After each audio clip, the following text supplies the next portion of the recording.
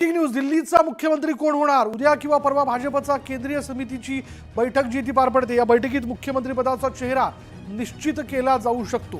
त्याच्यामुळे आता 27 वर्षांनंतर भाजपला या निवडणुकीत यश मिळाल्याचं आपण पाहतोय. कमळ फुललेलं आहे. त्याच्यामुळे आता अर्थातच पुढला प्रश्न आहे तो सगळ्यांच्या मनातला, दिल्लीकरांच्या मनातला, की दिल्लीचा या सत्तेतला मुख्यमंत्री पदाचा चेहरा कोण असणार? अधिक तपशील आपण जाणून घेणार आहोत. आमचे प्रतिनिधी प्रशांत लीला रामदास आपल्या बरोबर आहेत. प्रशांत, आता केंद्रीय समितीची बैठक पार पडेल, यामध्ये मुख्यमंत्री पदाचा चेहरा निश्चित केला जाईल, पण कोणती नावं आघाडीवरती आहेत आणि चर्चेत आहेत? बरोबर आहे. भारतीय जनता पक्षाच्या केंद्रीय संसदीय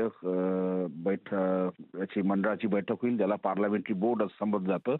आणि महत्वाचं म्हणजे जर बघितलं यामध्ये, तर यामध्ये साधारणतः बैठकीला पंतप्रधान नरेंद्र मोदी असतील, अमित शहा असतील, यांच्याशिवाय जर बघितलं आपण तर भारतीय जनता पक्षाचे अध्यक्ष जे पी नड्डा असतील, दिल्लीचे दिल्लीच्या राज्याचे जे प्रदेशाध्यक्ष आहेत सचदेवा, ते देखील असतील.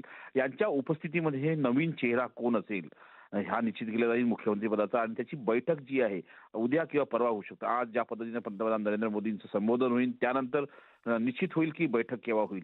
आणि ह्या बैठकीच्या निमित्ताने दिल्लीचा नवीन मुख्यमंत्री कोण असेल, 27 वर्षानंतर पुन्हा एकदा भारतीय जनता पक्षाला घवघवीत यश मिळालेलं आहे. आणि त्यामध्ये कोण मुख्यमंत्री होतं याकडे सगळ्यांचं लक्ष लागलंय. त्याचा हा निर्णय निश्चितपणे उद्या किंवा परवा होईल अशी शक्यता व्यक्त केली जाते. सोबतच ज्या पद्धतीची चर्चा आहे, जाट आणि सोबतच बघितलं जाट आणि गुर्जर हे दोन प्रमुख समाज दिल्लीमध्ये आहेत. ज्या पद्धतीने अमित शहा यांनी दलित चेहरा दुष्यंत गौतम यांचा नावाचा उल्लेख केला होता मुख्यमंत्री म्हणून, पण ते स्वतः करोलबाग मतदारसंघातून पराभूत झालेले आहेत. त्याचमुळे आता त्यांचं नाव पिछाडीवर आलेलं आहे. आणि त्यामुळे आता जे नवीन नावं असतील त्यावरती निश्चितपणे शिक्कामोर्तब केले जाईल.